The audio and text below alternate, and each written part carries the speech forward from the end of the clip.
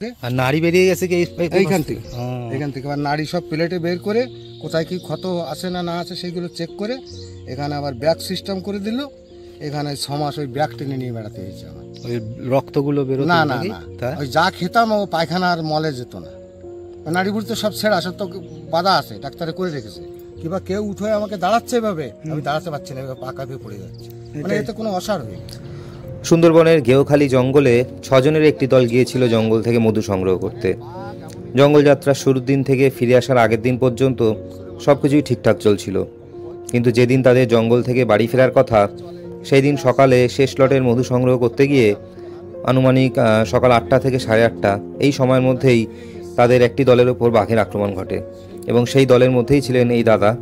আক্রমণের তীব্রতা এতটাই বেশি ছিল যে পেটের মাংস ছিঁড়ে সেখান থেকে নাড়ি বেরিয়ে আসে। প্রথমে কলকাতার চিত্তরঞ্জন হাসপাতালে 6 মাস চিকিৎসার পর পরবর্তীতে স্থানীয় এক বেসরকারি হাসপাতালে দীর্ঘদিন চিকিৎসা চলে এবং সেখানে পেট থেকে বেরিয়ে আসা নাড়ি প্রতিস্থাপন করা হয় এবং একাধিক জায়গায় বাঘের আক্রমণে ক্ষতচিহ্ন এখনও বর্তমান দাদার শরীরে। ভয়ঙ্কর এই ঘটনার সম্পূর্ণ বিবরণ সরাসরি দাদার মুখ থেকেই শুনে নেব।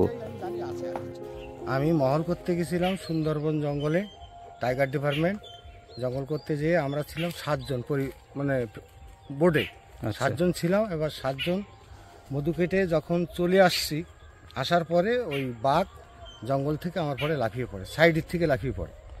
কোন জঙ্গলে গেছিলে দাদা? আমাদের ছিল গেওখালি। আচ্ছা, গেওখালি জঙ্গলে আমার অ্যাক্সিডেন্টটা হয়। তখন দিন ওই 8টা 10-20 এরকম সময় আমরা, মানে দুহাড়ি মধু কাটা হয়ে গেছে। দিনের বেলা না দিনের বেলা? আচ্ছা। এবার দুহাড়ি মধু কাটা হয়ে গেছে, কাটা হয়ে যাওয়ার পরে তৃতীয় একটা গাছ আছে সেইখানে গেছিলাম। এবার যা মধুটা কেটে যখন ফিরে এসছি তখনই মানে বাঘ লাফিয়ে পড়ছে। লাফিয়ে পড়ার সঙ্গে সঙ্গে আমার এইখান থেকে এই যে চিরাটা একটা, আর এইগুলো এখান থেকে নখ বেরিয়ে গেছিলো, মানে বাদরের নাড়ি এখানে জোড়া আছে আমার। আচ্ছা, এইগুলো সব নখ, এইগুলো সব নখ। পেছনে কামড়টা হচ্ছে এই, ওরে বাপ রে, কামড়টা এই দুটোই একটা 3টে দাগ আছে। হ্যাঁ, এইটা হচ্ছে এই সামনের যে দাগটা থাকে না, ওই দাগটা বড় থাকে। আচ্ছা, ওই দুটো দাঁত বড় থাকে। এই দাগটা হচ্ছে এই, তারপরে ওই ছোট দাগ, পরপর 3টে রয়েছে। 3টে দাগ আছে, তিনটেই দাগ। আচ্ছা, আর এগুলো হচ্ছে সব নখের দাগ, আছড়ে দিয়েছি। হ্যাঁ, আচ্ছা, ছেড়ে ফেলেছিল। এখানে বাদরের নাড়ি জোড়া আছে আমার, বেরিয়ে গেছিল না? হ্যাঁ, নাড়ি বেরিয়ে গেছিল, 4 আঙুল বাদরের নাড়ি জোড়া আছে। যখন ধরলো সামনে কেউ ছিল? যখন তোমায় ধরেছে সামনে না না না না, ও সময় কেউ থাকতে পারে না। তার কারণ হচ্ছে কি, ধরেন আমরা এই মধু কাটতে যাচ্ছি লাইন বাই, এ লাইনে 3 জন, ও লাইনে 3 জন। আচ্ছা, ও 2 দল 2 দিকে চলে যাবে। হ্যাঁ, এবার এই 3 জনের ভিতরে সব তো একসঙ্গে থাকে না। দেখা যাচ্ছে কেউ 10 হাত আগে চলে গেছে, কেউ 10 হাত পিছনে আছে। এইভাবে আমি এরকম হাত কুড়ি পিছনে ছিলাম, তখন এই অ্যাটাকটা হয়েছে। হওয়ার সঙ্গে সঙ্গে যখন পড়ে গেছি, হাঁক দিছি যে বাঘ, তখন ওরা ওই 2 জন ছুটে আসছে, এই পাশ থেকে আর 3 জন ছুটে আসছে, এসে ওই হাঁকাহাঁকি করার পরে তখন ছেড়ে দিয়ে পালাইছে। দাদা এই অবধি দাগ রয়েছে না? ও আচ্ছা, আরো আছে, দেখো ও সর্বনাশ, স্পিড করতে থাকে সারা। এও কিন্তু নখ এখান থেকে ঢুকেছে, এখান থেকে হাড় ভেঙে বেরোয় গেছে, যার জন্য এই আর একটা হাড় ঠেলে বেরিয়েছে। কোমরের হাড় ভেঙেছে।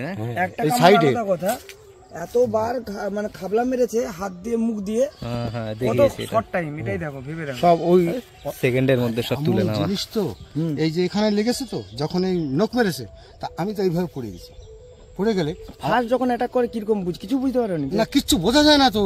ওটাই মানে বাঘ এমনই জিনিস, ধরেন আমি 35 বছর জঙ্গল করার পরে 36 বছরের মাথায় আমার অ্যাক্সিডেন্টটা হয়। তাহলে 35 বছর তো আমি জঙ্গল করেছি। বাঘ কিভাবে চলে, কিভাবে আসে, সব তো আমার জানা, কারণ আমি 2-3 জনকে ফিরে নিয়ে এসেছি পিটিয়ে, তাদের ফিরে নিয়ে এসেছি আগে। এই যে বছর আমার অ্যাক্সিডেন্ট হয়েছে সেই বছর 3 মাস আগেও একজনকে ফিরিয়ে এনেছি। আমি পিটিয়ে, বাঘ পিটিয়ে। তবুও আমি নিজের মানে কি হলো যে মানে পিছন থেকে কিছু একটা হঠাৎ এটা হঠাৎ পড়ে তো, হঠাৎ আচমকা, আর সামনাসামনি হবে না।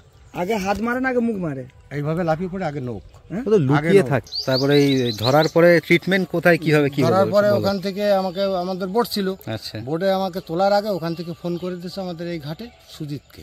ও আমার কাকড়ার আড়ত ফড়ত আছে, আমার শালা হয়। আচ্ছা, তখন বললো যে দেখো এই অসুবিধা হয়ে গেছে, তোমার জামাইবাবুর অ্যাক্সিডেন্ট হয়েছে, বাড়ি কেউকে জানাইও না, জানালে সব কান্নাকাটি করবে, যার ফলে কেউকে জানানো হয়নি। গাড়ি এনে রেখেছে, এখান থেকে আমাকে নিয়ে যায় ডাইরেক্ট চিত্তরঞ্জন কলকাতা। হ্যাঁ, চিত্তরঞ্জন হসপিটালে আমি 6 মাস হওয়ার পরে, 6 মাস ওখানে থাকার পরে এইখানকার যে নাড়িটা এটা কিন্তু এই অপারেশনের 6 মাস পরে জোড়া হয়েছে। এটা ফার্স্টে এইটা অপারেশন হয়েছে? ফার্স্টে এইটা আচ্ছা। দিয়ে মানে অপারেশন করে তারপরে এইসব এটা কি বাঘের হামলাতে? বাঘের হামলা এনতে এইটুখানি, ও আর এখান থেকে এইটুখানি সব নৌকে চিড়ে গেছে। এই চেরা সোজার জন্য এবার ডাক্তার এখান থেকে একটু চিড়ে ফাঁকা করে আর নাড়ি বেরিয়ে গেছে কি এইখান থেকে এবার নাড়ি সব প্লেটে বের করে কোথায় কি ক্ষত আছে না আছে সেইগুলো চেক করে এখানে আবার ব্যাগ সিস্টেম করে দিল। এখানে 6 মাস ওই ব্যাগ টেনে নিয়ে বেড়াতে হয়েছে আমার। ওই রক্তগুলো বেরোতো না নাকি? ওই যা খেতাম ও পায়খানার মলে যেত না। নাড়ি বুড়ি তো সব ছেঁড়া, সব তো বাধা আছে, ডাক্তারে করে রেখেছে। তারপরে এইবার ওই যা খেতাম ওই আটা ছাবড়া হয়ে ওই এখানে জমা হতো। ওই প্রতিদিন মানে 12 ঘন্টা পর পর একটা করে ব্যাগ পাল্টাতে হতো। হ্যাঁ হ্যাঁ, সেই এতে মোটামুটি আমি তারপরে ওখান থেকে সুস্থ না হয়ে আবার নার্সিংহোমে ছিলাম আমাদের এই সোনাখালী রহমানের ওখানে। আচ্ছা, ওখানে 1 বছর থাকার পরে তারপরে যে আমি সুস্থ। একটা ভ্যাকসিন কিনতে এসে তাও আমার গাঠির টাকায় 7,000 টাকা করে। এখনো ট্রিটমেন্ট চলছে? এখন ট্রিটমেন্ট বলতে কোনো পাকা গলা কিচ্ছু নেই। এটা কতদিন আগের কথা? এটা হয়েছে এই ধরো আজকে 5 বছর। 5 বছর। তোমরা 6 জন গেছিলে? 3 জন? 7 জন ছিলাম, 6 জন 2 দলে। আচ্ছা। আর একজন বোটে রান্না করে। আর যখন ঘটনা ঘটলো সে বোটেই ছিল? হ্যাঁ, সে তো বোটেই ছিল। তোমরা জঙ্গলে ছিলে? আমরা জঙ্গলে ছিলাম। ধরেন এখান থেকে ওই বাড়িটারই হবে, ওখানে আছে নদী, আমরা এতটা ভিতরে, ওই যে বাড়িটা ফাঁকা, হ্যাঁ, তাই এতটা হচ্ছে ওখানে নদী, ওইখানে নৌকোটা আছে, ওখান থেকে একটা গাল মানে শীষ উঠে এসছে, ওই শীষ বেয়ে আমরা উঠে এসে এতটা দূরে এসে আমাদের এই ঘটনা। আর ওই চিৎকার করলো। কদিনের জন্য গেছিলে? আমাদের এই মধু কাটা হয় সরকার থেকে যে পাসটা দেয়, পাসটা 2 বার দেয়। একবার দেয় 1 মাসের পাস, হ্যাঁ, আচ্ছা, তারপরে দেয় আবার হাফ মাস, মানে 15 দিন পাই দেয়। তার দ্বিতীয় লটে যে আমার এই ঘটনা, প্রথম লটে হয়নি। তো এই যে যাও মানে সঙ্গে কিছু থাকে না, মানে এই ধরে যে বাঘ ফাঁক ঝাঁপিয়ে পড়লে? না, ওই লাঠি, তাছাড়া কিছু দেবে না। তো রাত্রিবেলায় মানে আলো ফালো কিভাবে কি? রাত্রে আমাদের বোটে লাইট থাকে। এটা ফরেস্ট থেকেই দিয়ে দেয় ওরা? না, ফরেস্ট নিজেদের নিয়ে যেতে হয়, চাল চালান করে। ধরেন আমরা 5 দিন কি 7 দিন কি 10 দিন জঙ্গলে থাকবো, মধু সংগ্রহ করবো, সেই যে যা খায় সব কিছু সংগ্রহ করে নিয়ে যেতে হয়। ওই খেয়ে দিয়ে ওই কাজ করে বাড়ি চলে আসতে হয়। ওই আসার দিনই আমার এই ঘটনাটা ঘটেছে। ওনাকে অ্যাটাক করলো, উনি চিৎকার করলো, ওর মধ্যেও এত কিছু করে দিয়েছে। বাবা ওই চোখের এই পলকের ভিতরে কাজ করে, বুঝতে পেরেছে? এই পলকের ভিতরে কাজ করে। ওনাকে যখন অ্যাটাক করলো, উনি তো বাঘ বা বাঁচাও কিছু একটা বলেছে। হ্যাঁ, তো ওরা ওই জাস্ট কত ওইটুকু দূরে ছিল, তাই না? একা ছিল সম্ভবত। হ্যাঁ, উনি আমি ছিলাম একা। এবার আমার ওই বললাম না 50 হাত 20 হাত সব ছড়িয়ে ছিটিয়ে। হ্যাঁ, সব হাত দেওয়ার সঙ্গে সঙ্গে সব 50 হাত দূর থেকে একটা মানুষ আসার মধ্যে এত সব করে দিল, এটাই বলছি। ঘটনাটা হচ্ছে এই মধু কাটতে যে এই ঘটনাগুলো ঘটার পরে ওখান থেকে আমি, আমাদের বোট ছিল, বোটে কজন গেছিলে? আমরা গেছিলাম 7 জন। 7 জন গেছিলাম বোটে। আচ্ছা। এবার আমরা সবাই ওই 3 জন করে দলে। আচ্ছা। তো 3 জন 6 জন, 2 লাইনে। আর একজন ছিল বোটে, সে রান্না করছিল। এবার ওই 8টার সময় আমার যখন এই ঘটনা ঘটার পরে চিল্লাপাল্লা করার পরে সব লোকজন হাজির হয়ে গেছে। এসে সবাই ওই হাঁকাহুকি করার পরে, বাজি টাজি মারার পরে যাক বাঘ ওখান থেকে চলে যাওয়ার পর আমাকে আর নিতে পারেনি। তারপর ওখান থেকে বোটে তুলে বোট ফোন করা হয়েছে। দাদা, ওই হসপিটালে থাকাকালীন 2 জন মারা গেছে, সেই তারা এখানকারই? চিনতে তুমি তাদের? এইখানে নাম হচ্ছে সাগর, সাগরের বাড়ি। সাগর এখন এখানে থাকে না। আচ্ছা আচ্ছা। ও মরে যাওয়ার পরে ওর স্ত্রী চলে গেছে, ছেলে মেয়ে। তোমার ঘটনা ঘটার পরে পরেই সব? হ্যাঁ, আমার পরে, তখন আমি হসপিটালে। আচ্ছা। তাদের 2 জনের কেউ আনতে পারেনি। আর একজন আছে, তা সে এখন ওই তার স্বামী তো নেই, তাকে এখন ফরেস্টার ডিপার্টমেন্ট থেকে তাকে চাকরি দিয়েছে। যাক, ভালো হয়েছে। মহিলাকে, তার ছোট ছোট 2টো বাচ্চা, ওই জন্য ফরেস্টার থেকে তাদের মেয়েটাকে চাকরি দিয়েছে। ওখানে রান্না বান্না করে, যা ফরেস্টার অফিসের লোকজন আসে তাদের খাওয়া দাওয়া দেয়। সেই তার মানে জঙ্গলটার নাম হচ্ছে গেওখালি। আর ঘটনাটা ঘটেছে সকাল 8টায়, দিন 8টায়। শুনি যে রাত্রিবেলায় নাকি হামলা টামলা করে। জঙ্গলে এরকম কোনো ব্যাপার নেই? রাত্রে অ্যাক্সিডেন্ট হয় না, ভুল ভবিষ্যৎ। দিনেই বেশি, দিনে ভোর। এবার দেখা যাচ্ছে সকালের টাইম হবে, অথবা পড়তে বেলায় 3টে 4টে। আচ্ছা আচ্ছা, এরকম টাইমে পড়তে বেলায়, সকাল বিকেল ওদের টাইম। এগুলো সব শুটকি মাছ হবে, দেখেন অবস্থা।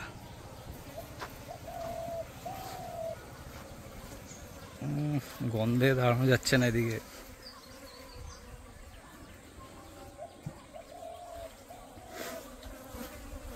সব শুটকি মাছ হবে এগুলো।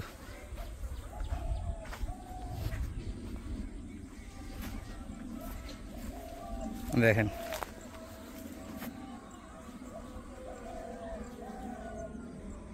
সব শুটকি মাছ হবে এগুলো।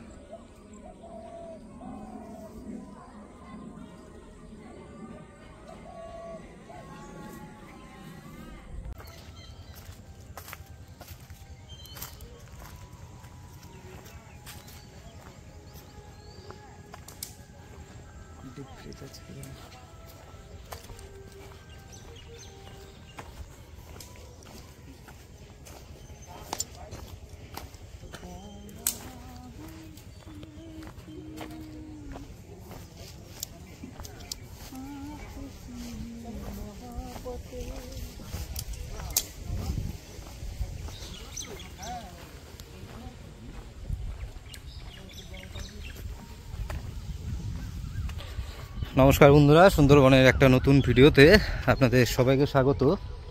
তা আজকে যে দাদার সাথে মানে কথা বলতে এসেছি, তার বাঘের হামলায় সেই দাদার পেটের থেকে নাড়ি বেরিয়ে গিয়েছিল এবং সেখানে পরবর্তীকালে অন্যান্য নাড়ি দিয়ে সেই জায়গাটা প্রতিস্থাপন করা হয়েছে এবং কোমরের হাড় বাঘের কামড়ের আঘাতে ভেঙে গিয়েছে।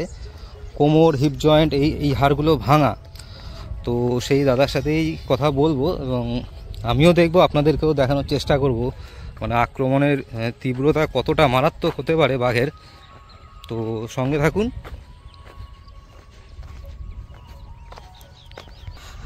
আচ্ছা, এই মুহূর্তে আমি রয়েছি একদম মাতলা নদীর পাড়ে, আর এইটা হচ্ছে নদী বাঁধ।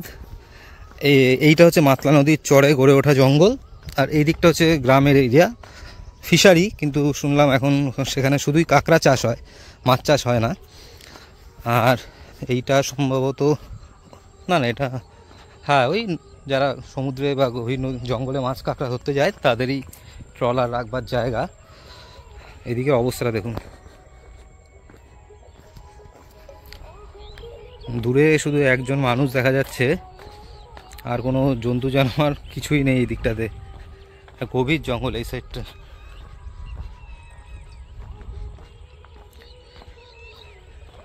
মানে এই তো যা পরিস্থিতি, আলো কমে এলে এই পথ দিয়ে যাওয়া অসম্ভব। দেখুন অবস্থা, জোয়ার হয়ে যাওয়াতে জল অনেকটা উঠে এসছে এদিকে।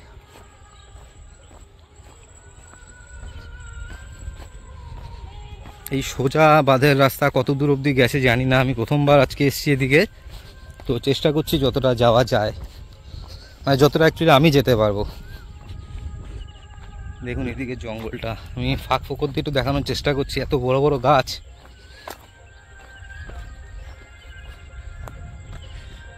এই দেখুন যত দূর চোখ যাবে তত দূর জঙ্গল।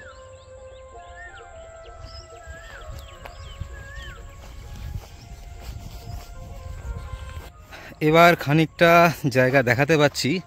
এই যে এরিয়াটা দেখছেন, এটা কিন্তু নদীর চর। নদীর চরটাই অনেকটা বড়। দেখুন জঙ্গল কত দূর, এই শেষ মাথা অবধি জঙ্গল। এই যে এর পরে হচ্ছে মাতলা নদী, তারপরে একদম মেন জঙ্গল, যেটা বাঘের জঙ্গল বলা হয়।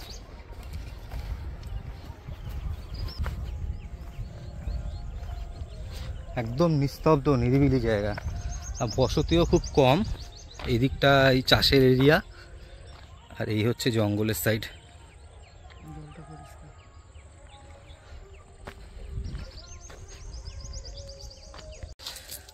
আচ্ছা, এই যে ঝিনুকগুলো দেখছেন, এগুলো ওই মানে নদীর চর বা নদীতে মাছ কাঁকড়া ধরবার সময় জালে যতগুলো বাঁধে, তা এইগুলো এনে জায়গায় জায়গায় দেখলাম স্তূপ করে রাখা হয়েছে। আমি জানি না এইগুলো কোনো কাজে লাগে কিনা, অবশ্যই লাগে। তো স্থানীয় এক দিদি বলছিলেন যে এগুলো বিক্রি হয়। তো এখানে কিছু, ওই সামনে আর এক জায়গায় স্তূপ করে রাখা, এদিকেও আর এক জায়গায় এরকম স্তূপ করে রাখা আছে। তো কি কাজে লাগে আমি জানি না, কিন্তু বললেন যে এগুলো বিক্রি হয়। তো স্থানীয় যারা এর সঙ্গে যুক্ত তারাই এগুলো রেখে যান, শুকিয়ে গেলে বস্তা ভর্তি করে এখান থেকে নিয়ে চলে যাবে। আচ্ছা, যে ঝিনুকগুলোর কথা বলছিলাম, তো এই হচ্ছে সেই ঝিনুক আমার হাতে। এখানে এক জায়গায় আরও পড়ে রয়েছে, এই যে এই সেই ঝিনুক, মানে বেশ ওজন আছে। তো এইগুলোই এখানকার স্থানীয় মানুষজন ব্যবসা করে। তো এগুলো শুনলাম গুঁড়ো করে নিয়ে কিছু কাজবাজ হয়। তো এদিকে জঙ্গলটা মারাত্মক, সরি। এই যে দেখুন, পুরো একদম নিস্তব্ধ নিরিবিলি জঙ্গল। তো এসেছিলাম দাদার সাথে কথা বলতে, তো দাদার ফুটেজগুলো নিলাম, আপনাদেরকেও দেখালাম। তো ভিডিওটা কেমন লাগলো অবশ্যই কমেন্ট করে জানাবেন। আর যদি কোনো অংশ সামান্যতম ভালো লেগে থাকে তাহলে লাইক কমেন্ট সাবস্ক্রাইব করে পাশে থাকবেন। আর সুন্দরবনের এরকম প্রত্যন্ত অঞ্চলের বিভিন্ন জায়গার ভিডিও নিয়ে ফিরে আসছি পরের পর্বে। সকলে ভালো থাকবেন, সুস্থ থাকবেন, দেখা হচ্ছে নেক্সট ভিডিওতে। টাটা।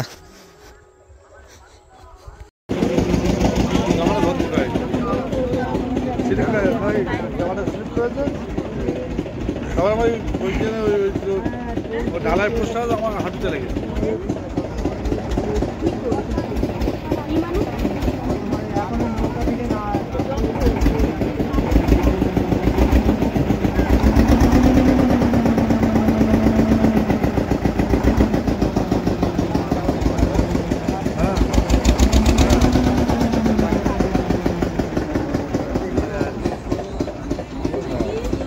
মালটা গ্যারেন্টি করে এটা কি হলো জানা দাদা আমি করব না যেটা করব না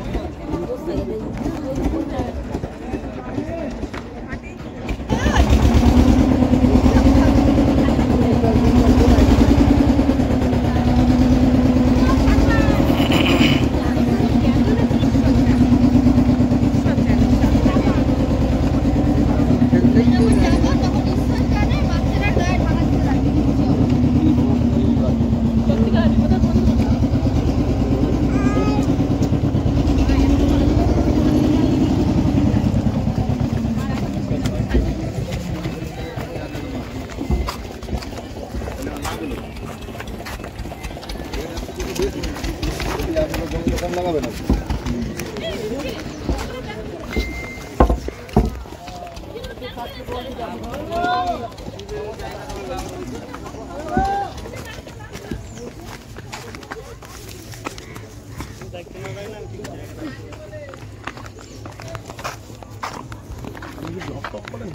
না না